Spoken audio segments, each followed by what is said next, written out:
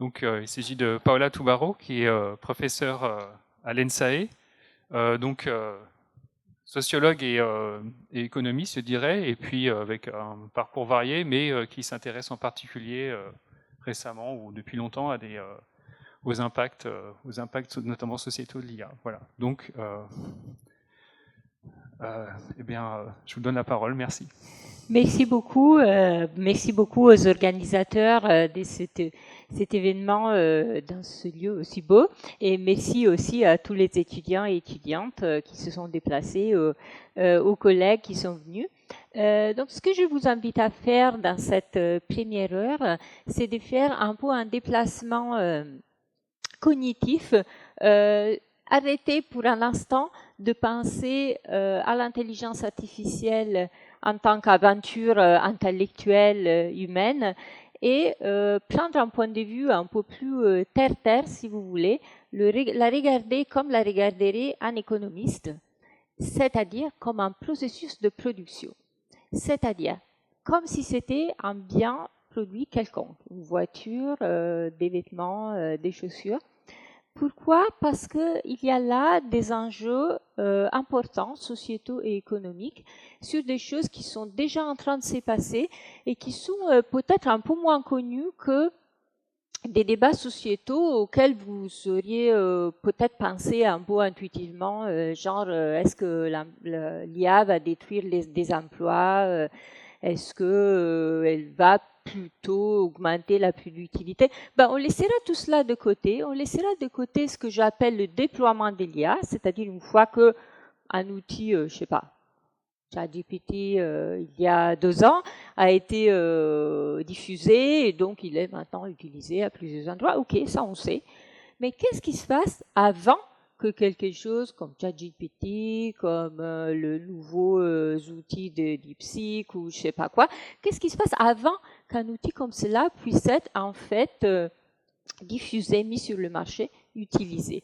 Et là, on voit en fait un paysage un peu différent de ce à quoi on aurait pu s'attendre. On voit en fait des créations d'emplois, mais pas de la meilleure sorte.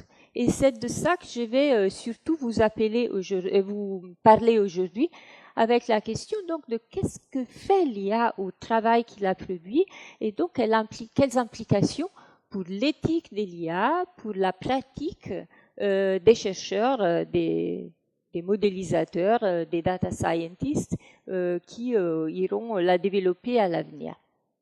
Et alors, de quoi je parle quand j'ai dit du travail dans la production de l'IA?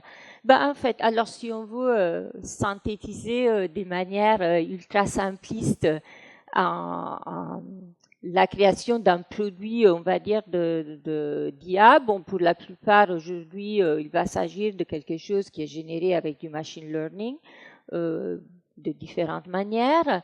Mais donc, vous avez besoin de quoi? Vous avez besoin des données, et puis bien sûr, il faut les travailler, il faut développer un modèle, et finalement, il faudra, ce modèle produira un output qui pourrait être, si c'est un algo de classification, l'identification d'un certain objet avec une certaine probabilité. Et donc après, il faudra voir, s'assurer qu'il fonctionne plus, fait bien ce qu'il est censé faire. Voilà, tout bête. Et en fait, ce de quoi je veux vous parler, c'est le fait que à chaque étape, et ce bien au-delà et à un niveau beaucoup plus bas de celui des concepteurs du modèle, il va y avoir des inputs humains qui sont nécessaires pour que l'outil finalement fonctionne. Pour faire quoi? Tout en amont, on a dit il faut donner. Et ces données, en général, dans beaucoup de cas, elles sont prises des bases de données existantes ou du web, mais elles sont souvent pas suffisantes, pas complètes en l'état brut en fait où elles se trouvent au début. Il faut quelqu'un qui les annote, qui les améliore, enrichit, voilà. Et donc là, c'est des choses qui très largement sont faites à la main. Alors bien sûr, vous me direz, mais il y a aussi des outils pour aider, automatiser toute une partie de ce travail-là. Ils fonctionnent que partiellement. Et donc, il peut y avoir des gens, il y a des gens qui sont payés pour faire du travail qui peut consister à, là, j'ai pris un petit témoignage qui était en fait la toute première personne que nous avons rencontrée avec mon équipe qui nous a parlé de cela. C'était une Française qui vivait dans la région de Brest et qui nous racontait avec beaucoup d'étonnement qu'en fait, elle avait été payée pour faire des tâches consistant à entourer des tomates dans des photos de plats de salade. Et elle était très étonnée parce qu'elle se disait, mais tout le monde sait que ce que c'est qu'une tomate, à qui ça peut jamais servir. Alors bon, s'il nous paye, c'est que ça doit bien avoir une utilité, mais laquelle, j'ai aucune idée. Parce que nous, ça nous paraissait, on avait entendu parler des concepts d'aliénation chez Marx, là, c'est parfait. En fait, ce qu'elle n'avait pas compris, cette femme, c'était que celui qui ne sait pas à quoi ça ressemble une tomate, c'est bien un ordinateur. Il faut que quelqu'un lui dise. Alors bon, aujourd'hui, les gens, comme un peu plus ce genre de choses sont un peu plus connues, les gens ont une idée plus claire de ce qu'ils sont en train de faire et pourquoi. Mais à l'époque, voilà, c'était assez intéressant. Un autre exemple, un peu plus récent, c'était le cas, j'ai mentionné ChatGPT tout à l'heure, et donc j'y reviens. C'est une histoire qui est sortie dans les journaux, en fait, il y a 2 ans, tout juste 2 ans, donc peu après la diffusion publique de l'outil, et qui révélait cet article que au Kenya, en fait, il y avait des travailleurs payés moins de $2 de l'heure pour, disait le titre de l'article, rendre ChatGPT moins toxique. C'était un article paru dans le Time. Et donc, en fait, c'était quoi l'histoire?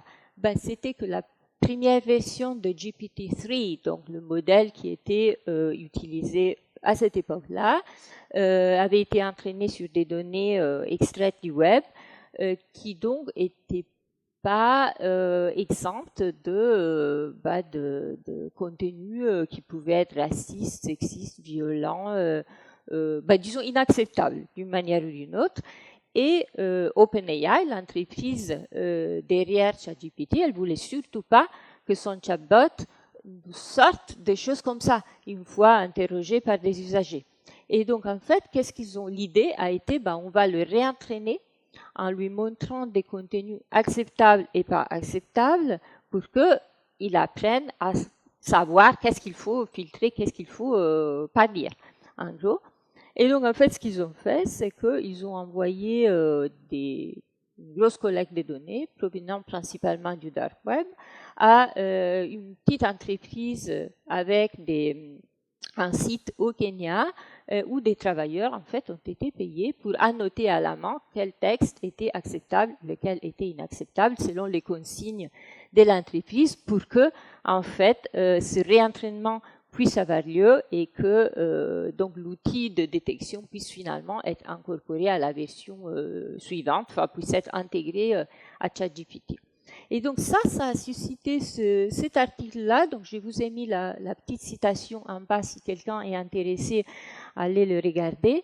Il avait suscité beaucoup d'intérêt, mais aussi beaucoup d'appréhension, parce qu'en fait, pour ces travailleurs-là, qui était une belle équipe nombreuse, parce que c'était beaucoup de données à traiter, beaucoup de travail, en fait, ils étaient exposés à des contenus choquants à longueur de journée.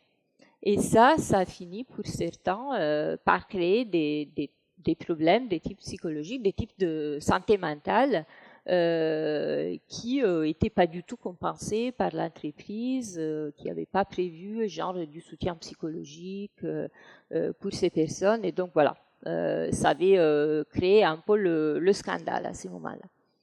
Mais bon, tout cela, c'est quand vous avez des données, disons, brutes qu'il faut annoter, améliorer pour développer le modèle. Parfois, en fait, même des données brutes ne sont pas disponibles ou pas dans le format et de la qualité souhaitée par le producteur d'IA. Et donc, il ou elle peut être amené à payer des travailleurs pour générer les données manquantes. C'est par exemple le cas de cette personne que j'ai interviewée il y a quelques années au Venezuela, qui nous racontait d'avoir été payé pour faire, en fait c'était une histoire qui revenait chez plusieurs, qui nous racontait d'avoir été payé pour se prendre un selfie en imitant plusieurs expressions du visage qu'il voyait dans des images qui leur étaient fournies.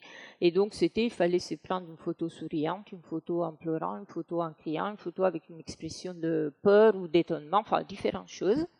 Ils étaient payés pour cela quelque chose, donc ils étaient payés à la pièce, quelque chose de type $3 environ.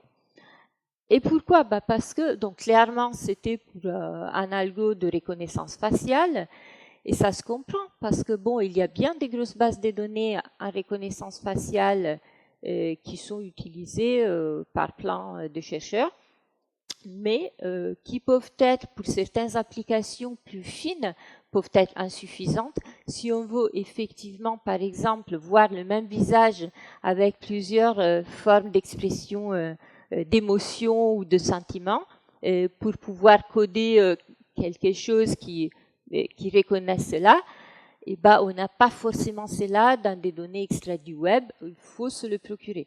Et donc, voilà, il peut y avoir des cas où des gens sont payés pour faire des tâches de ce type, qui, bon, vous voyez, c'est quelque chose d'assez basique, c'est prendre en photo en riant ou en pleurant, mais qui en même temps, dans ce cas en particulier, implique aussi quelque part un commerce de ces données personnelles. Il n'y a rien de plus personnel, voire d'unique, que notre visage. Autre exemple où quelqu'un a fait un travail consistant à produire des données qui n'existaient pas autrement, c'est donc cette femme brésilienne qui nous racontait qu'elle avait dû prendre des photos des cacas de son chien à différents endroits de la maison, avec différentes formes de lumière, éclairage, etc. Et c'était très clairement pour un robot intelligent qui devait donc apprendre à reconnaître ce type d'objet pour pouvoir après être programmé pour bouger tout seul à la maison. Et donc voilà un autre type de données qui est pas forcément qu'on trouve pas forcément comme ça ailleurs et qu'on peut payer quelqu'un pour générer, pour créer. Et puis donc tout ça c'est en amont pour la préparation en fait des données qui doivent après rentrer dans un algorithme, mais il peut y avoir des humains qui interviennent aussi en aval, tout à la fin.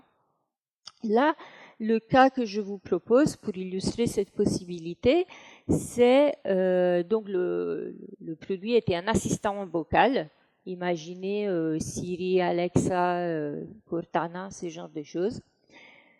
Et donc le témoignage que j'ai mis là, c'est une fille toujours française qui nous racontait avoir fait pendant 6 mois à longueur de journée un travail pour un assistant vocal déjà non seulement fini et développé, mais en commerce très diffusé en France et à l'étranger. En fait, c'est produit par une multinationale. Donc. Et elle s'occupait de quoi? En fait, on lui envoyait des petits bouts de son, de fichiers son qui correspondaient à des bouts de conversation d'usagers avec cet assistant vocal-là. Elle devait les écouter et les comparer à la transcription automatique faite par l'outil pour voir si la transcription était correcte et, si besoin, apporter des corrections. Et donc là, je ne sais pas du tout si l'image est lisible, surtout à distance. C'est en fait, c'est même pas des captures d'écran, c'est des photos qu'elle a prises de son écran parce qu'elle n'était pas sûre d'être autorisée à prendre des captures. Mais donc la phrase, en fait, le bout de phrase automatiquement transcrit par l'outil dans ce cas en particulier était Ben Laden, le mot alors, Ben Laden, le terroriste. Et donc, bon, ça pouvait susciter peut-être une inquiétude, mais en fait, elle, avec son oreille humaine, a compris que c'était une erreur, qu'en fait, ce que la personne avait dit était juste, ben, donne-le-moi alors, qui était quelque chose de beaucoup plus banal et inoffensif. Et donc, elle a apporté la correction et elle s'est rendue bien compte que tout cela servait à ce que les ingénieurs derrière le produit puissent être au courant des erreurs, des problèmes, des besoin de mise à jour et donc apporter les améliorations nécessaires pour que l'outil reste bien fonctionnel dans le temps, même si, je répète, il était déjà très largement en commerce. Et donc voilà, ça c'est quelque chose qui arrive à la fin. Et il y a parfois des humains qui sont un peu au milieu, enfin qui en fait pourraient se situer un peu partout, entre le début et la fin du processus de création d'un algorithme. Et c'est en fait ceux et celles qui interviennent quand un algorithme, un modèle, fonctionne pas si bien que ça, ou il n'est pas très performant ou fait des erreurs. Dans ce cas, donc le témoignage, c'est d'une personne qui travaille à ce genre de choses depuis Madagascar. Je vais revenir sur ce pays. Qui racontait l'histoire. L'histoire était la suivante. Il y a des caméras de sécurité, soi-disant intelligentes, installées dans une chaîne de supermarchés que je nommerai pas en France, et qui sont censées, en fait, capter des gestes qui sont susceptibles d'indiquer du vol dans les rayons du supermarché et les signaler aux agents de sécurité à l'entrée. Or, ce qui se passe, c'est que les caméras prennent bien la vidéo, mais elles vont pas plus loin. En fait, elles analysent rien du tout. Elles envoient le tout à un bureau à Madagascar, celui-là que vous voyez dans la photo, ou des travailleurs comme celui qui nous a raconté l'histoire, regardent à la main, en fait. Ils ont eu une instruction, ils ont eu une formation pour savoir exactement quel geste ils doivent viser. Et donc, c'est eux qui, s'ils voient quelque chose, alertent l'agent de sécurité. Et en fait, alors, c'est pas forcément de la tricherie. Parfois, c'est simplement, on peut se dire, on fait une chose à la main, le temps de comprendre comment ça fonctionne vraiment pour savoir ce qu'il faut programmer après. Parfois, en fait, quand on a, et je vais revenir là-dessus, mais quand on a à sa disposition du travail pas très cher à Madagascar, où le coût de la vie est beaucoup plus faible qu'en France, ça peut coûter beaucoup moins cher de le laisser là, de jamais développer un outil pour lequel il faudrait embaucher un ingénieur très cher sur Paris. Et en effet, l'outil en question, enfin le système en question, au moment où on l'a découvert, c'était une enquête faite par des doctorants de mon équipe. Au moment où on l'a découvert, il était en place depuis 5 ans, sans aucune trace d'automatisation à venir. Donc finalement, vous voyez, à différentes phases, à différents stades du développement d'un algorithme, d'une IA, il peut y avoir des interventions humaines de ce type. Et vous voyez tout de suite que je ne suis pas en train de parler du concepteur, de la personne ou de l'équipe qui a conçu l'algorithme, qui a fait le travail intellectuellement stimulant d'imaginer un outil, de le mettre en œuvre, de le programmer. Voilà. Là, je suis en train de parler des tâches qui sont vraiment terre-terre, qui sont routinières, qui sont rébarbatives. Imaginez écouter des bouts de conversation des gens avec un assistant vocal à longueur de journée et de dire oui, c'est correct et non, c'est pas correct tout le temps. Enfin, c'est de ce genre d'activité que je parle.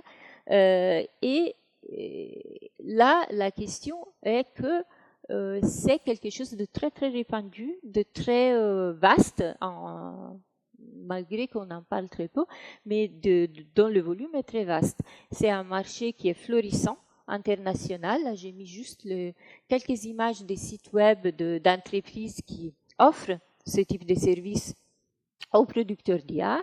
Il y en a beaucoup d'autres, mais toutes en fait ainsi sur ce human touch, human power data processing et choses de ce genre, pour vendre en fait leurs produits aux entreprises d'IA, enfin aux producteurs d'IA. Et donc, bon, on peut se dire, mais ce travail, il est organisé comment? Pourquoi ça doit nous intéresser? Pourquoi c'est un aspect d'impact sociétal? Et alors, déjà, je voulais revenir un peu avec vous sur comment on l'appelle. Il y a un peu d'hésitation niveau terminologie. Moi, j'ai tend à l'appeler travail de la donnée parce que je pense que c'est ce qui se rapproche le plus. Après, le mot micro-travail, il est aussi utilisé en référence au fait que c'est c'est des petites tâches chacune. Parfois, on parle du travail du clic, ça aussi l'impôt. Mais en tout cas, c'est des termes qui tous font un peu référence au caractère assez routinier et rébarbatif des tâches, fragmentées. Mais aussi, en fait, il y a quelque chose d'intéressant qui est dans le mot microtravail. Alors, c'est peut-être pas quelque chose qui vous parle comme quelque chose de familier, mais en fait, à la base, l'idée était une idée de développement social.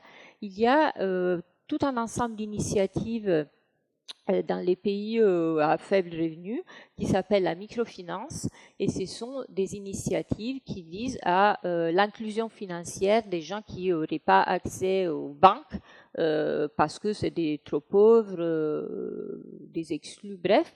Et donc ces initiatives-là tendent à les aider. Et ben, l'idée était de dire, mais on peut faire du micro-travail pour rapprocher, pour donner de l'emploi à des gens qui en sont éloignés, en leur faisant faire ce type de tâches qui finalement ne demandent pas forcément un diplôme d'ingénieur ou un master en maths, mais qu'avec un peu de connaissances d'un ordinateur, on peut se débrouiller pour faire.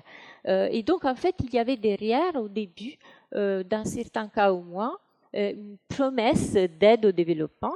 C'est pour ça que je cite l'ouvrage de 2005 ou 2006 de Leila Jana, qui avait créé une entreprise qui avait effectivement cette idée de à la fois fournir du travail pour le développement de l'IA et de l'économie numérique plus généralement, et en même temps donner du travail aux gens qui n'en ont pas. Nous verrons après si cette promesse est réalisée. Pourquoi? Parce que, en fait, si tout cela, on le voit dans le cadre comme un processus de production, il y a des choix économiques qui se mêlent de l'histoire. Et donc, les choix économiques, ça veut dire que les entreprises, mais aussi finalement les centres de recherche, vont essayer de ne pas payer trop cher pour ces services.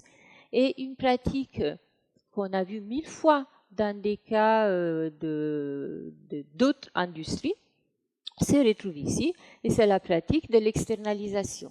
Qu'est-ce que c'est que l'externalisation de manière plus générale? Dès que vous avez des tâches qui sont à faible valeur ajoutée, vous pouvez avoir l'idée de le faire par un sous-traitant plutôt que les réaliser en interne. C'est le cas dans plusieurs entreprises qui, par exemple, sous-traitent le nettoyage des locaux.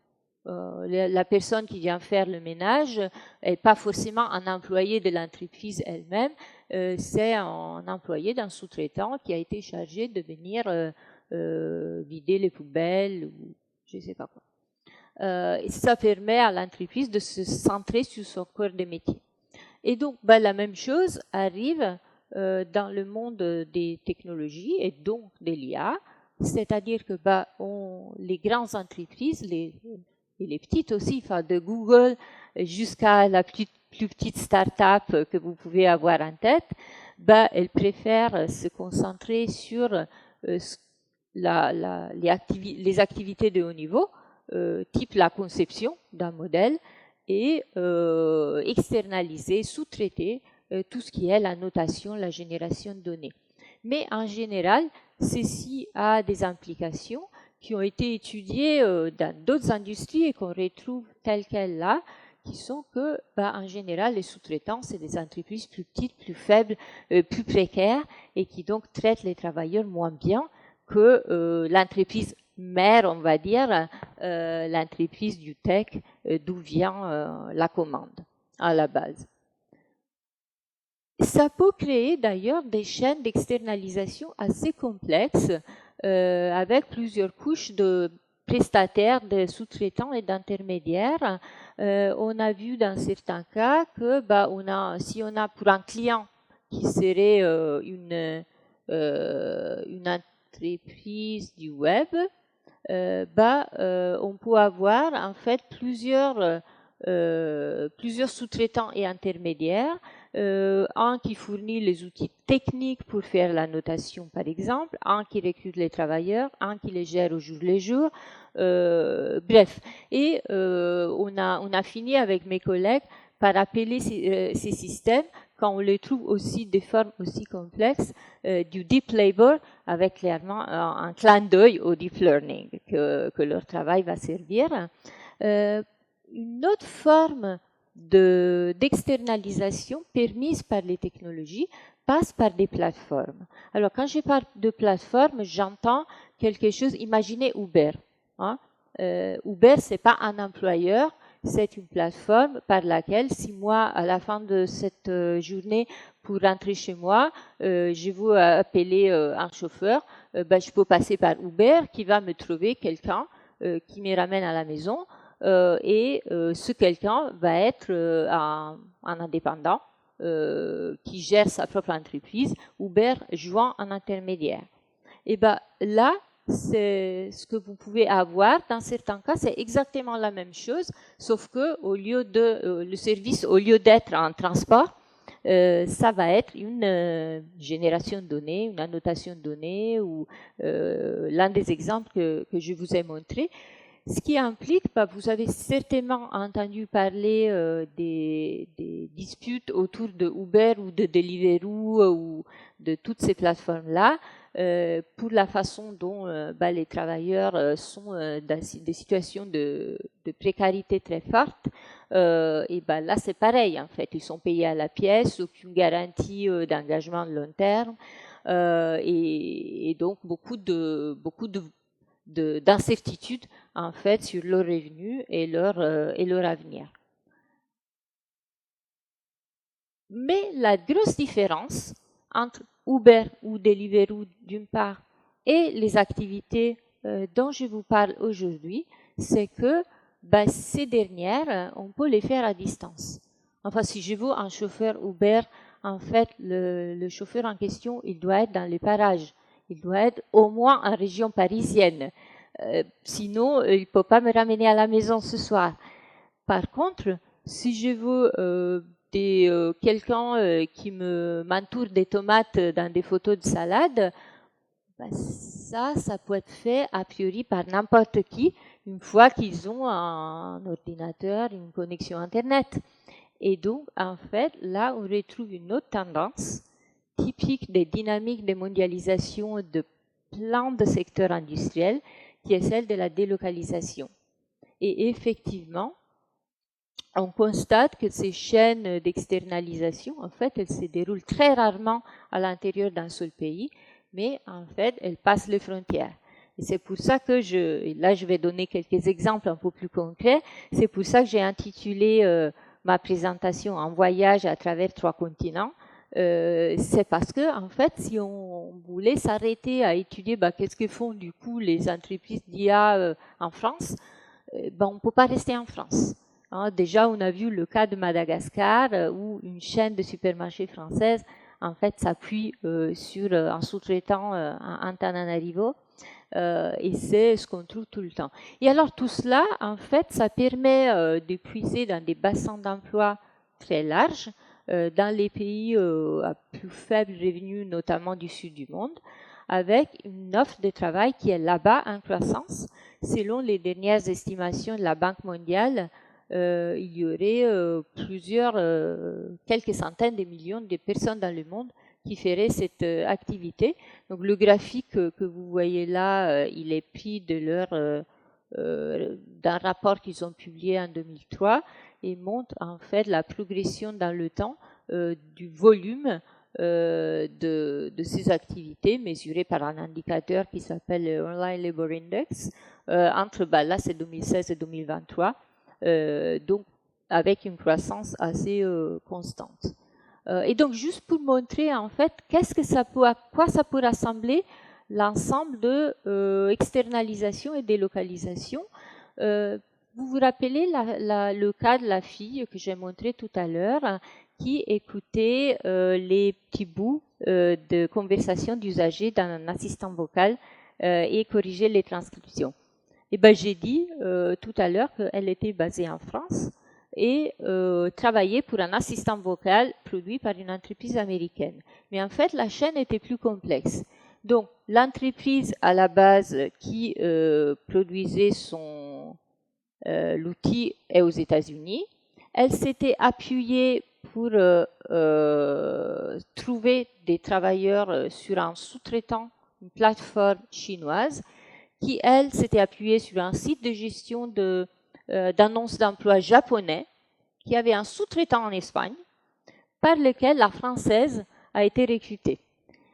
Et donc, la française, elle opérait depuis la France et elle écoutait des enregistrements provenant des clients français. Parce qu'en fait, pour des questions des langues, pour comprendre ce que dit un usager français à son assistant vocal, il faut quelqu'un qui parle français et français de France. Mais en fait, elle était sa gestion au quotidien, donc les personnes de contact, s'il y avait un souci, une question, c'était un autre sous-traitant en Italie. Et elle avait reçu des formulaires pour payer les impôts aux États-Unis. Donc vous voyez, ça peut prendre des formes assez complexes et impliquer des couches assez nombreuses de sous-traitants un peu partout dans le monde. Et alors là, pour revenir un peu et commencer à rentrer un peu plus dans l'idée des 3 continents, qui seraient donc en l'occurrence l'Europe, l'Amérique latine et l'Afrique. Je vais me centrer sur un cas chacun parce que sinon ça prendrait trop de temps. Mais donc, l'idée de relation entre l'IA française et Madagascar. C'est pas quelque chose à laquelle j'avais pensé au début, ni moi, ni mes collègues. En fait, nous, notre toute première recherche, ça avait été sur est-ce qu'il y a du travail de la donnée en France. Et les entreprises françaises, et donc on avait effectivement trouvé des travailleurs, j'en ai cité 2. On a aussi parlé avec des entreprises. Et de plus en plus, en fait, tout nous envoyait vers Madagascar, où il y avait effectivement beaucoup de sous-traitance qui avait lieu là-bas. Et alors, Madagascar, ça peut paraître étonnant, parce que c'est l'un des pays les plus pauvres du monde, mais qui a l'avantage de la langue française et des liens historiques avec la France, puisque c'est une ancienne colonie. Il y avait déjà un secteur de services informatiques qui exportait pas mal. Il faisait des centres d'appel dans les années 90 et 2000. Et en fait, beaucoup d'entre eux, ils ont vu l'opportunité pour rajouter des activités d'annotation, de gestion de données pour l'IA dès que tout cela s'est développé. C'est souvent, alors, il y a quelques entreprises de moyenne taille, mais la plupart, c'est des toutes petites entreprises, parfois informelles. Par informel, ça signifie un gars qui installe 4 ordinateurs dans sa chambre à coucher, invite des copains et il récupère des tâches par des plateformes et il les redistribue. C'est souvent, en fait, ce qu'on a observé, c'est que c'est souvent des jeunes qui ont des diplômes universitaires, qui ont fait des études, mais qui ont du mal à trouver un emploi.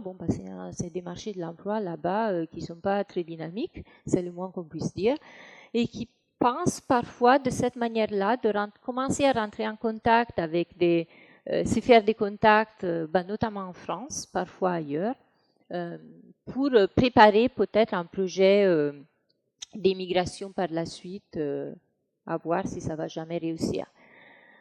Et alors, bien sûr, on ne peut pas comparer les salaires de Madagascar avec ceux de Paris. Le coût de la vie n'a rien à voir. Mais en même temps, même pour le niveau du coût de la vie de là-bas, les salaires ils sont pas très élevés. C'est-à-dire que en général, les gens sont payés entre 80 et 100 euros par mois. Bien sûr, il ne faut pas comparer avec Paris. Antananarivo, c'est autre chose. Mais à Antananarivo, vous vivez avec 100 euros par mois si vous habitez chez vos parents. Parce que si vous avez une famille, par exemple, ça ne va pas vous suffire. Et donc, c'est quelque chose qui reste assez précaire, qui reste assez potentiellement temporaire, parce que ce n'est pas une activité qu'un jeune diplômé peut continuer à réaliser pendant très longtemps, en fait. Madagascar. Mais après, voyons. Venezuela. Je crois que j'ai cité quelqu'un du Venezuela tout à l'heure. Oui, en faisant les selfies, justement. Alors, le Venezuela, c'est un cas complètement différent. Parce que c'était un pays riche, développé, avec, en fait, qui vivait de pétrole. Jusqu'à la crise, déjà une baisse forte du prix du pétrole il y a une dizaine d'années, et puis en plus, crise économique, crise politique, sanctions internationales, qui font en sorte que l'économie est plongée dans une crise très forte qui est accompagnée par des grosses défaillances institutionnelles. La gestion des déchets ne fonctionne plus, le système postal ne fonctionne plus, bref, c'est l'horreur. Mais c'est des gens qui sont formés, qui ont fait des études, qui ont reçu des ordinateurs gratuitement par le régime, qui avait eu, dans des moments de plus grande richesse, avait distribué des ordinateurs à tous les élèves de toutes les écoles, bref. Et donc, ce qui se passe, c'est que dans une situation où la crise économique est telle que le salaire minimum mensuel peut descendre à l'équivalent de 3 $ par mois, parce que la valeur de la monnaie locale, le bolivar, s'est tellement dépréciée, à ce moment-là, ça peut paraître beaucoup plus intéressant de se mettre sur une plateforme internationale, se trouver des clients à l'étranger et leur faire des annotations ou des whatever, n'importe quoi, pour même des prix des paiements qui peuvent être très très faibles. Et en fait, les Vénézuéliens sont connus pour être, tout le monde nous les a nommés comme ceux qui en fait sont ceux qui sont disponibles à faire les tâches moins bien payées, parce que en fait, même quelque chose qui serait payé de l'ordre de... Il y a une tâche assez commune qui consiste à résoudre des captcha. Vous voyez les recaptcha, ce genre de choses. En fait, c'est quelque chose qui sert pour les systèmes de sécurité, que nous, on fait tous quand on doit s'authentifier pour entrer dans un site protégé, mais où en fait, il y a un véritable marché de solutions de captcha. Et c'est payé quelque chose de l'ordre de entre 50 centimes et $1,50 par 1000 tâches. Alors, personne d'entre nous ne trouverait intéressant de faire ça, parce que passer une heure de temps à résoudre 1000 captcha pour $1, c'est pas la peine. Là-bas, c'est autre chose, parce que si vous comparez cela à un salaire local de 3 $ par mois, si, je vais résoudre mes 1000 captcha. D'autres types de tâches. J'ai parlé tout à l'heure de la tâche qui consistait à se prendre un selfie avec plusieurs expressions du visage. Mais je vous pose la question, est-ce que vous feriez ça? Est-ce que seriez-vous prêt à donner votre visage à quelqu'un pour qu'il en fasse des trucs? Non? C'est délicat. Et c'est en fait que des gens qui sont vraiment dans le besoin. Et beaucoup de travailleurs et travailleuses nous ont dit ça. Il y a ces tâches-là, mais moi, je ne la ferai pas parce que, je ne sais pas ce qu'ils vont faire avec. Ça, c'est mon visage à moi. Mais voilà, exactement. Quand vous avez un enjeu financier derrière, et ça compte pour vous, nous, peut-être 3 $ ne ferait pas la différence. Mais si c'est l'équivalent d'un salaire mensuel et que vous avez besoin de nourrir votre famille, si, vous allez le faire. Et donc, vous voyez, tout cela, en fait, joue dans la participation, parfois même des pays qu'on ne soupçonnerait pas. Enfin, on n'aurait pas dit que le Venezuela de Maduro et avant Chavez serait un contributeur des données pour l'intelligence artificielle produite chez le grand ennemi, entre guillemets, aux États-Unis. Vous voyez ce que je veux dire. Et puis donc, on peut se demander, mais du coup, qui fait ça? Est-ce qu'il y a quelqu'un qui fait ça dans un pays comme la France? Parce que si c'est payé aussi peu, chez nous, quand même, ça n'a pas beaucoup d'intérêt. Et vous avez raison. Et en fait, on a fait après une première enquête en France qu'on avait fait il y a déjà quelques années, on est revenu sur 9 pays européens printemps dernier, pour voir est-ce qu'il y en a qui font ça et c'est qui. Et en fait, on a trouvé que en Europe, et surtout dans les pays les plus riches et les plus grands d'Europe, France, Allemagne, Espagne, en fait, c'est surtout des personnes qui sont, alors, pas les plus défavorisés quand même, parce qu'il faut quand même qu'ils aient un ordinateur et qu'ils sachent l'utiliser, mais qui sont relativement défavorisés sur le marché de l'emploi. C'est des femmes avec des enfants en bas âge, qui donc ont peut-être du mal à avoir un emploi à plein temps parce que c'est difficilement compatible avec leur devoirs familiaux, et qui donc ils se disent peut-être je prends un emploi à temps partiel et à côté j'ai fait un peu de tâches que je peux faire en ligne, que je peux faire à la maison, que je peux faire quand l'enfant dort par exemple, et se débrouillent comme ça. C'est beaucoup de demandeurs d'emploi. En fait, les gens qui sont au chômage ou dans des situations d'emploi précaires, instables, ils sont beaucoup plus nombreux à faire cette activité, et surtout beaucoup de migrants. On a trouvé que 20% en fait des personnes qui pratiquent cette activité depuis l'Europe de l'Ouest, c'est des immigrés. Et ce qui explique, en fait, c'est comme il y a plus d'immigrés que de locaux qui font du Uber et du Deliveroo, ben, ils font ça aussi. Et donc, en fait, vous voyez, dans les pays riches où ça a beaucoup moins d'intérêt, en fait, c'est des catégories des travailleurs et travailleuses relativement défavorisés qui prennent ce type de tâches.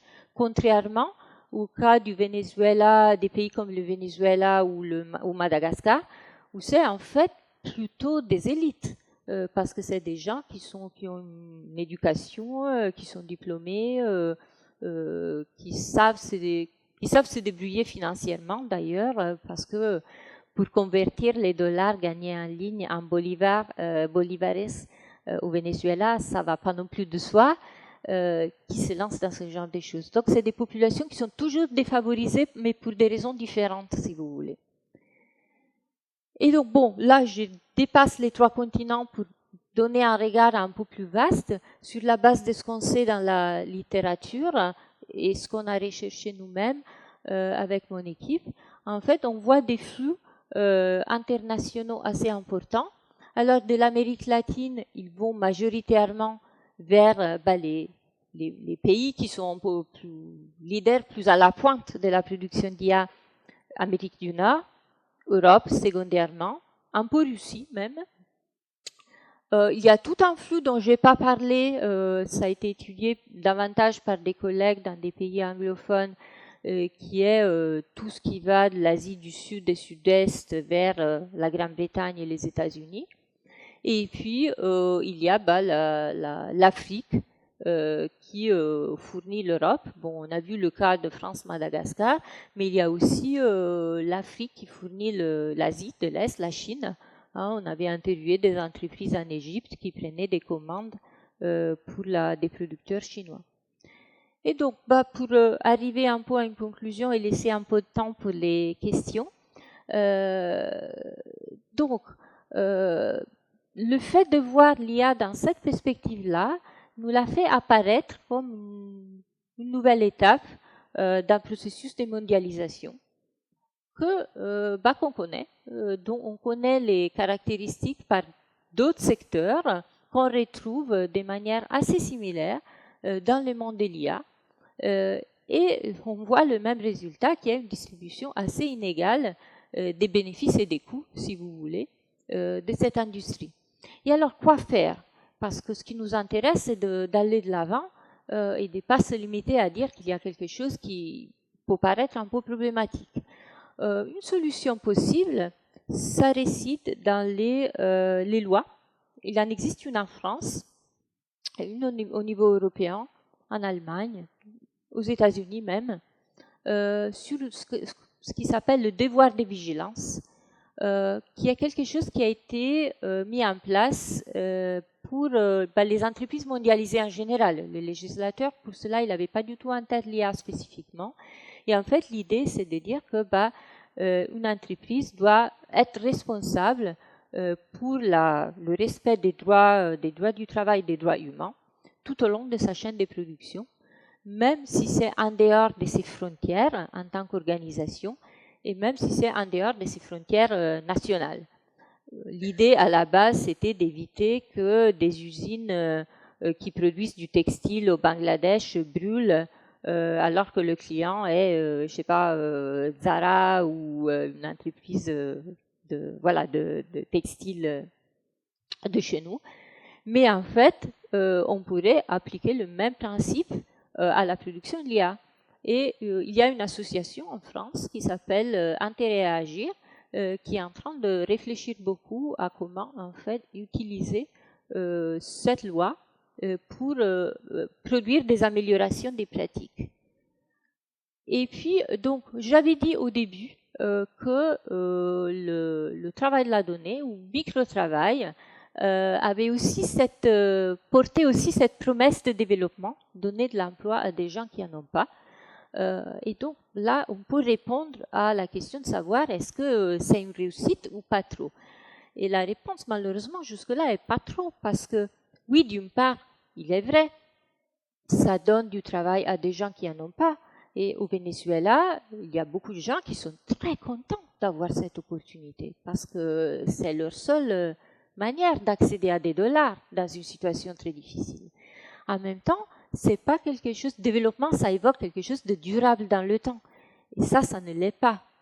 Et donc, comment, en fait, on pourrait faire pour transformer cette activité en quelque chose qui peut ouvrir la voie à des trajectoires professionnelles, des carrières, une valorisation par la suite, une reconnaissance.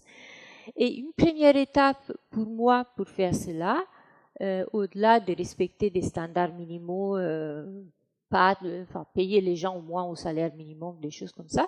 Mais une manière de faire cela qui pour moi est très importante, c'est de donner de la visibilité à cette forme de travail, lui donner une reconnaissance, que ce soit clair pour tout le monde, que ça apporte quelque chose à l'IA, même si c'est pas du même ordre du concepteur, de ce que fait le concepteur d'un modèle, mais ça apporte quelque chose, et alors reconnaissons-le.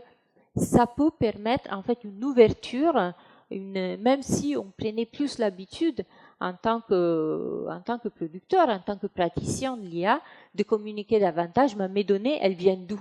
Qui les a annotées? Qui les a produites? D'où, voilà, quelle est leur provenance? Ça permettrait une prise de conscience collective et donc, à terme, une amélioration. Et l'autre chose qui me semble très importante, il y a plein de débats, plein de travail, fort heureusement, pour définir une éthique de l'IA, une amélioration des pratiques, ou veiller à ce qu'il n'y ait pas de problème, veiller à ce qu'il y ait des améliorations sociales à apporter par cette nouvelle technologie. Mais en fait, cet aspect du travail, il est très très peu considéré, par exemple dans les chartes éthiques que beaucoup d'entreprises ou d'organisations se sont données.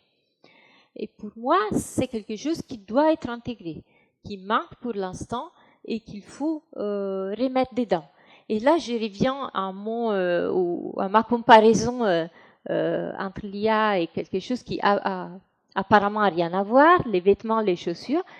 Comme des marques comme Zara ou Adidas sont jugées par l'éthique de leur processus de production selon comment elles traitent leurs travailleurs, on pourrait rajouter un raisonnement comme cela dans les réflexions sur l'éthique de l'IA, sur une production qui soit éthique pour l'intelligence artificielle aussi, sans éliminer les autres aspects, mais en fait en plus.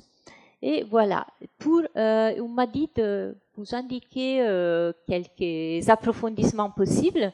Alors, je fais un peu de publicité dans la dernière minute qui me reste. Il y aura un documentaire sur France 2 mardi prochain. Et donc, juste en correspondance du AI Summit international qui aura lieu à Paris ce jour-là, qui porte précisément sur ce thème et qui s'intitule Les sacrifiés de l'IA. Donc c'est sur France 2, mardi prochain à 22h40. Ce sont entre autres des gens avec qui j'ai travaillé, qui ont collaboré à celui-là. Ils donnent bien une belle perspective d'ensemble du phénomène. Il y a cet ouvrage-là, bon c'est en anglais, qui a été publié l'année dernière, l'été dernier, qui peut être une lecture intéressante et pas complexe du tout, hein, c'est un ouvrage très très accessible. Et puis l'autre suggestion, c'est une initiative prise par une collègue du Weizenbaum Institute à Berlin, à l'Université technique de Berlin, qui en fait a réalisé une enquête où elle a fait devenir enquêteurs des travailleurs et travailleuses eux-mêmes et qui ont donc produit des vidéos, des podcasts, des textes en racontant leur expérience et en réfléchissant dessus. Et donc il y a plusieurs cas, plusieurs histoires qui peuvent être intéressantes à découvrir. Tout cela est très facile d'accès. Après, si vous êtes, j'ai indiqué quelques sources plus scientifiques dans tout au long de ma présentation, mais pour une première approximation, un premier contact avec ces éléments, ces informations, ça peut être tout à fait une belle introduction. Et là, donc, je vous remercie de votre attention et on laisse un peu de place aux questions.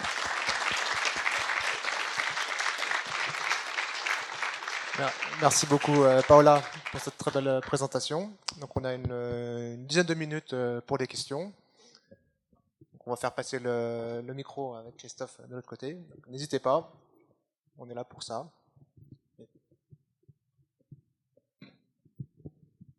Bonjour.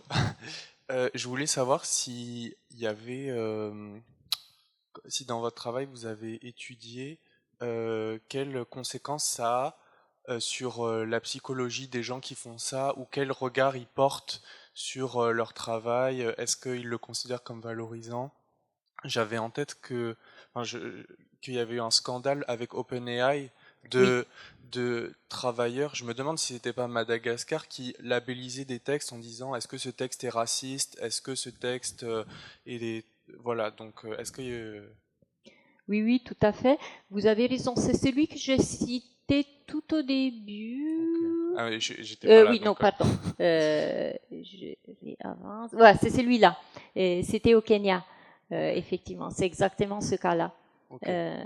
Oui, alors là, c'est un cas particulièrement extrême, effectivement, parce que bon, vous pouvez penser que entourer des tomates dans des photos de plats de salade, ça vous enrichit pas énormément intellectuellement, mais à la limite, ça vous fait pas forcément très mal. Par contre, être exposé tout le temps à des contenus choquants, comme ça a été le cas pour ces travailleurs pour OpenAI, ça peut l'être. Parce que c'est pas que lire des propos qui peuvent être insultants, c'est être confronté à la pédophilie, à des assassinats, des suicides, tout le temps. Et en fait, beaucoup d'entre eux ont souffert des conséquences assez sérieuses parce que, justement, avec le fait que oui, le boulot est fait pour OpenAI, mais en fait, OpenAI sous-traite. Donc l'entreprise qui fait cela est Sama, qui est par ailleurs l'entreprise créée par Leila Jana, l'auteur du livre qui disait le microtravail comme la microfinance va apporter des améliorations pour le développement. Beaucoup d'années plus tard, en fait, Sama, l'entreprise, n'a pas été en mesure de proposer des conditions de travail plus protectrices pour ces personnes. Ils n'ont pas proposé un psychologue, un service d'aide à la santé mentale. Et donc, beaucoup se sont trouvés dans des situations très, très difficiles au niveau de leur santé mentale. Dans la Data Worker Inquiry, que j'ai nommée tout à la fin, celle où les gens font leur propre témoignage, là, il y a certains des travailleurs qui viennent de là et qui racontent leur histoire. Et donc là, vous pouvez voir effectivement ce type d'effet. Alors, je vais bien, voilà, qui raconte effectivement ce type d'effet et les manques que ça peut produire. Alors, c'est que dans les cas où il y a cette exposition à des contenus choquants, ce qui arrive aussi aux modérateurs de contenus pour les médias sociaux qui ont parfois à voir avec une production d'IA, pas toujours, on va dire. Merci.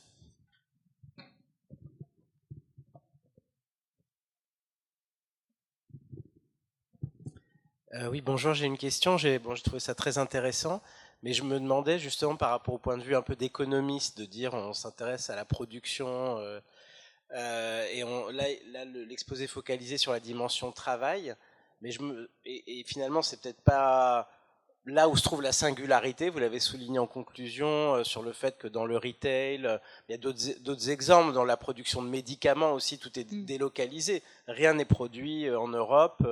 Et c'est produit dans des pays où il y a peut-être moins de considération environnementale. Tous les risques qui sont pris finalement dans d'autres zones de la planète. Pour l'IT aussi, Oui. Voilà, il y a beaucoup de secteurs comme ça. Donc j'ai pas l'impression que ce soit si singulier que ça pour l'économie numérique.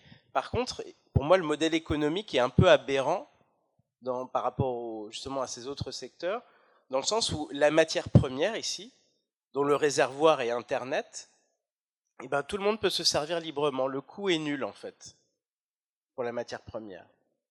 Et est-ce que c'est pas ça qu'il faudrait réglementer? Parce que tout le reste, finalement, c'est un peu comme toute l'économie, quoi. De mon point de vue, oui et non. C'est-à-dire que oui, ça ressemble beaucoup à d'autres aspects de l'économie, mais c'est important de le dire parce que ça se voit pas forcément. Enfin, par rapport au discours porté par les entreprises, et je parle vraiment du discours marketing, investisseur, pas du travail intellectuel qui est derrière. Tout va bien, tout est pas cher, c'est le magique. Non, c'est pas magique en fait. C'est tout à fait ce qu'on connaissait avant.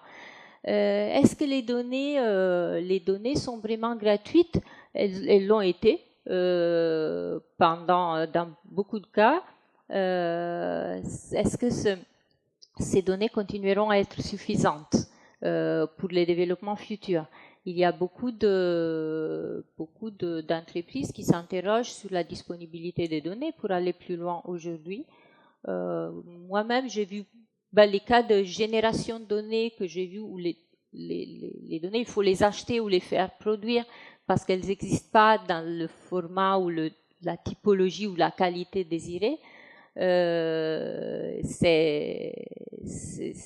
Ça crée quand même un marché.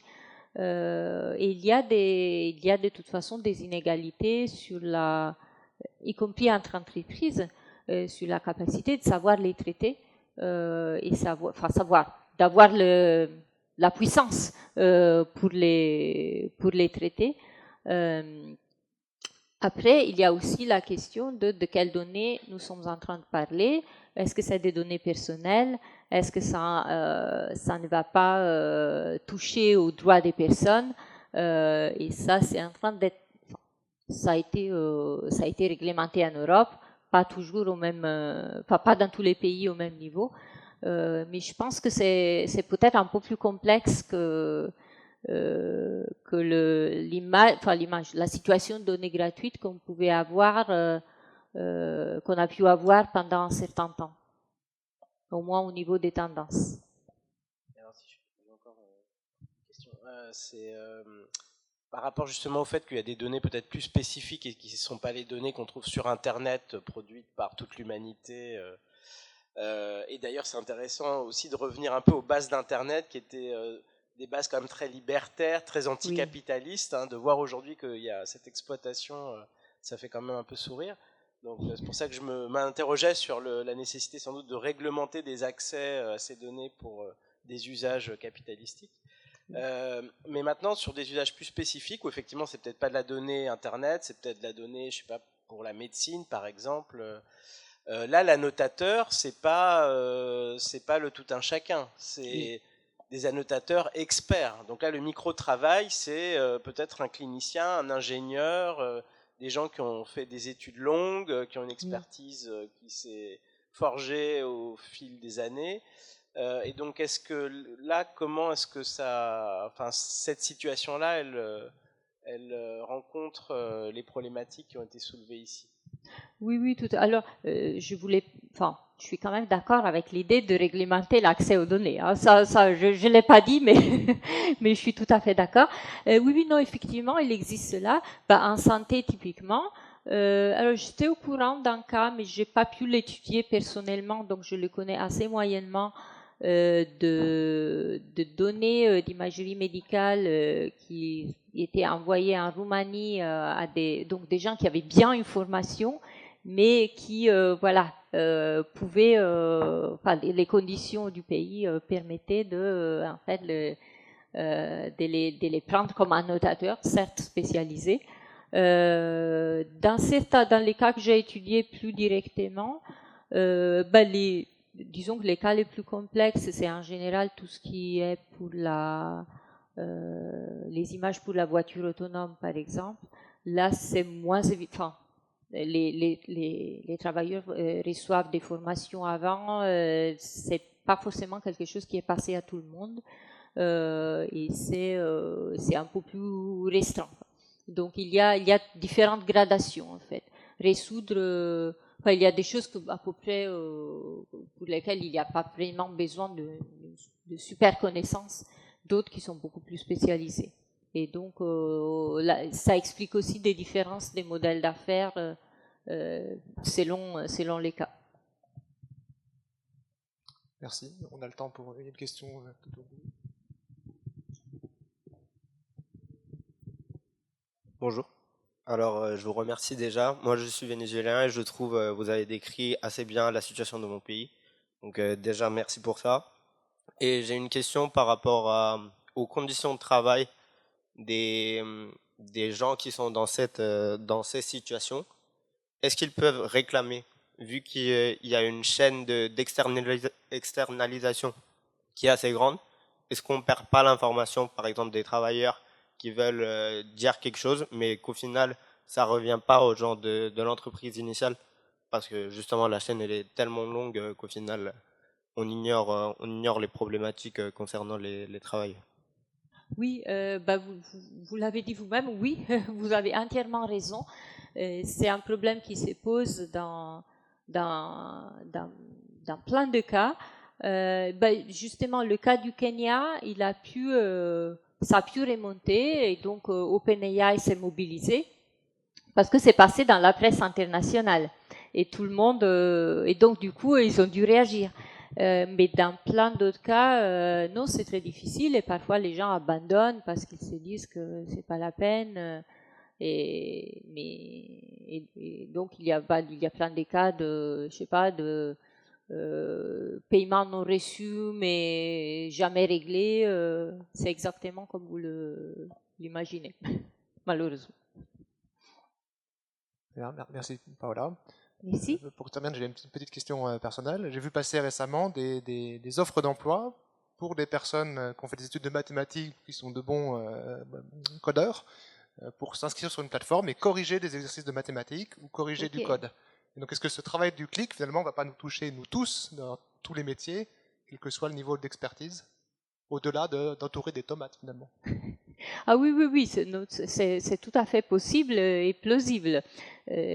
Donc, ça m'étonne pas de voir. Ça peut être après pour différents objectifs. Je ne sais pas si dans ces cas, c'était pour entraîner une IA ou pour corriger des devoirs d'élèves des lycées. Mais c'est pas dit explicitement, donc j'imagine. Mais ça pourrait l'être. Voilà. Oui, ça pourrait l'être effectivement. Et ça. Oui, ça peut être très large et assez insoupçonné à première vue. Merci Paola, je pense qu'on peut applaudir. Merci beaucoup.